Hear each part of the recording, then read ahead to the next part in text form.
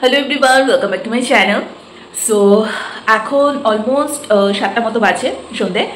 তো এখন আমি আর ভাই দুজনে একটু মেলাতে যাব। আমাদের মধ্যমগ্রামে যে ঝুলন মেলাটা বসেছে সেখানে, মানে মেনলি এখন আমার আজকে হচ্ছে মানে জন্মাষ্টমীর আগের দিন, সানডে বিকেলে।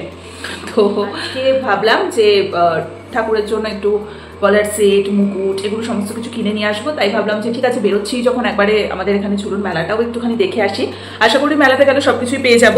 তো চলো আমাদের সাথে, তোমরাও চলো। কি করবো না করবো সবটাই তোমাদের সাথে অল্প অল্প করে শেয়ার করছি যতটুকু পসিবল হবে। আর প্রচণ্ড একটা ব্যবসা গরমও লাগছে, যাই হোক। বাট তাও যে মানে বিশাল যে মুষলধারে বৃষ্টিটা কতদিন শুরু হয়েছিল সেটা আপাতত বন্ধ আছে।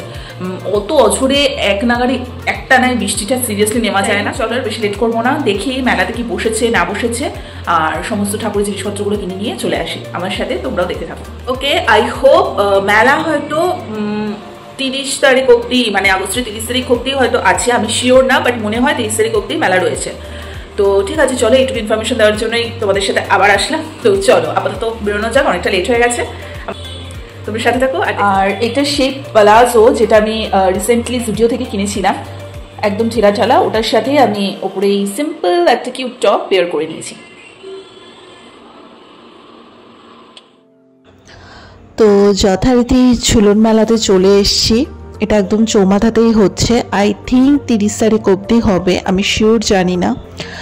তো মেলাটা মোটামুটিভাবে একটু বড়সড়ই হয়েছে, পুরো মাঠ জুড়ে হয়েছে, কিন্তু স্টল অত বেশি বসেনি।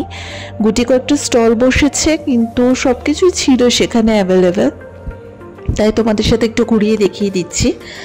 আর মেলা ঘুরতে কার না ভালো লাগে। আর যেহেতু আজকে রোববার, আজকে পড়ানো নেই, ছুটি ছাটার দিন, তার জন্য মেলাটাও একটু ঘুরে নিলাম, তাই তোমাদের সাথে একটু শেয়ার করলাম।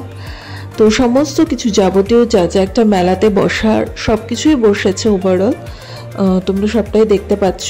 আর এখানে রাইডসও বেশ কিছু বসেছে, মানে নাগরদোলা, ব্রেক ডান্স, বাচ্চাদের চড়ার সব জিনিস এগুলো বসেছে। এছাড়া ব্যাগের দোকান আর সাজার জিনিসের দোকান তো অজস্র। তো ঝুলন মেলায় এসছি, আর আসল জিনিসটা দেখবো না সেটা হতে পারে? তো শ্রীকৃষ্ণের সমস্ত লীলাগুলো ছোট ছোট করে এখানে তুলে ধরা হয়েছে। এটা প্রতি বছরই এখানে যখনই ঝুলন মেলা হয়ে থাকে তখনই এইগুলো করা হয়। খুব ভালো লাগে, কিছুক্ষণের জন্য মনে হয় যেন ইসকন মায়াপুরে চলে এসেছি, অথবা শ্রীকৃষ্ণদেবের সেই যুগে চলে গেছি যেখানে চোখের সামনে সবটা দেখতে পাচ্ছি, এরকম মনে হয়। তো খুব সুন্দর লাগছিল। আর ব্যাকগ্রাউন্ডে ঠাকুরের গান ফান বাজছিল, কিন্তু একটা কপিরাইট ক্লেম চলে আসবে, তার জন্য আমাকে ভয়েস ওভারটা দিয়ে দিতে হচ্ছে। তোমরা কারা কারা চৌমাথার এই ঝুলন মেলাতে এসছো আমাকে কমেন্ট করে জানিও। তো অনেকদিন ধরে যাবো করছিলাম, কিন্তু সময় সুযোগ করে উঠতে পারছিলাম না। তো আজকে রোববার দেখে তাই আমি আর ভাই দুজনে চলে আসি।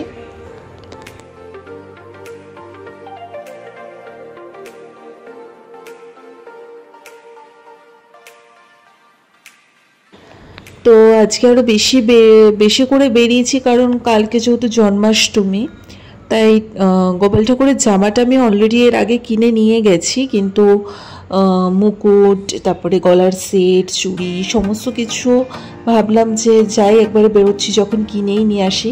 তো অলরেডি আছে ঠাকুরের, কিন্তু ওই আর কি, আমরা প্রত্যেক বছর যেরকম পুজোর সময় জামা কাপড় কিনি, তো ভগবানের এই দিনটাতে একটু সুন্দর করে ভগবানকে সাজাতেই হবে। তো যাই হোক, তো যথারীতি মেলায় এসছি, আর ভাই কিছু খাবে না, এটা তো হতেই পারে না।